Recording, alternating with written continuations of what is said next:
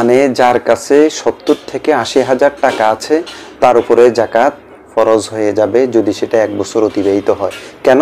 কারণ 52.5 ভরি রূপার বর্তমান মূল্য 70 থেকে 80,000-এর বেশি নয়। সুতরাং যার কাছে 70-80,000 টাকা 1 বছর, সেটা সঞ্চয় হোক, সমিতি হোক, ডিপোজিট হোক, যেভাবেই হোক, তার কাছে যদি 1 বছর অতিবাহিত হয় তাহলে তার উপরে জাকাত ফরজ হয়ে যাবে শতকরা 2.5%, অর্থাৎ তার 2100 অথবা 2300 টাকা এরকম আসবে। তার জাকাত কিন্তু পরিশোধ করে। আসসালামু আলাইকুম ওয়া রাহমাতুল্লাহি ওয়া বারাকাতুহু। দূরের কাছের দেশের প্রবাসের যারা যেখান থেকে মুহূর্তে আমাদের রমাদানের ধারাবাহিক পর্ব দেখছেন, আপনাদেরকে অসংখ্য ধন্যবাদ। প্রিয় দর্শক, আজকে আলোচনা করব কোন কোন সম্পদের উপরে জাকাত হবে এবং কাদের উপরে জাকাত হবে। তো চলুন কথা না বাড়িয়ে মূল আলোচনায় চলে যাই। জাকাত ফরজ হয় ওই সম্পদের উপরে যেটা কোরআনে বর্ণিত হয়েছে, স্বর্ণ রূপা, এটার উপরে জাকাত ফরজ হয়। কিন্তু স্বর্ণ রূপা যেহেতু এখন মূল মুদ্রা নয়, মূল মুদ্রা টাকাও, অতএব স্বর্ণ রূপার সাথে টাকারও মিশ্রণ ঘটবে। কাহারও কাছে যদি 7.5 ভরি স্বর্ণ থাকে আর সেটা 1 বছর অতিবাহিত হয় তাহলে তার উপরে জাকাত ফরজ হবে, অথবা 7.5 ভরি না থাকে কিন্তু 52.5 ভরি রূপা থাকে তাহলেও তার উপরে জাকাত ফরজ হবে। আর যদি 7.5 ভরি এবং 52.5 ভরি রূপা না থাকে, দোনোটা থেকে কিছু কিছু থাকে, তাহলে দোনোটা মিলিয়ে যদি 52.5 ভরি রূপার সমপরিমাণ অর্থে তার কাছে 1 বছর অতিবাহিত হয় তাহলে তার উপরে জাকাত ফরজ হবে।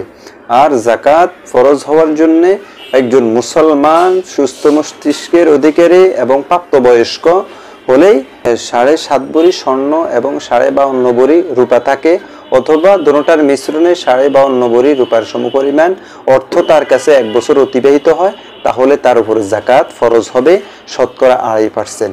এখন যদি কেউ বলে আমার কাছে 7.5 ভরি স্বর্ণ নাই, আমার উপরে জাকাত হবে না, এটা নিতন্ত, এটা অজুহাত ছাড়া কিছুই হবে না, জাকাতকে ওভারটেক করা ছাড়া কিছুই হবে না।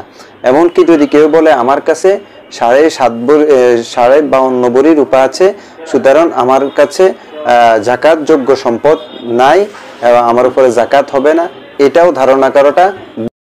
অর্থাৎ বর্তমানে যার কাছে 70 থেকে 80,000 টাকা আছে তার উপরে জাকাত ফরজ হয়ে যাবে যদি সেটা 1 বছর অতিবাহিত হয়। কেন? কারণ 52.5 ভরি রূপার বর্তমান মূল্য 70 থেকে 80,000-এর বেশি নয়। সুতরাং যার কাছে 70-80,000 টাকা 1 বছর, সেটা সঞ্চয় হোক, সমিতি হোক, ডিপোজিট হোক, যেভাবেই হোক, তার কাছে যদি 1 বছর অতিবাহিত হয় তাহলে তার উপরে জাকাত ফরজ হয়ে যাবে শতকরা 2.5%, অর্থাৎ তার 2100 অথবা 2300 টাকা এরকম আসবে। তার জাকাত কিন্তু পরিশোধ করে দিতে হবে।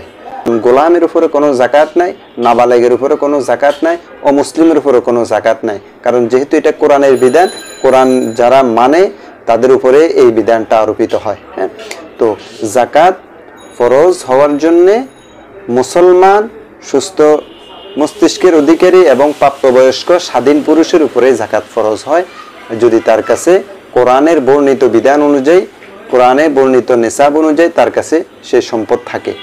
তো আল্লাহ আমাদেরকে কোরআনে বর্ণিত যে বিধান সেটার উপরে আমাদেরকে পুঙ্খানুপুঙ্খানুভাবে আমাদের জাকাতগুলো আদায় করার জন্য আল্লাহ তাআলা তৌফিক দান করেন।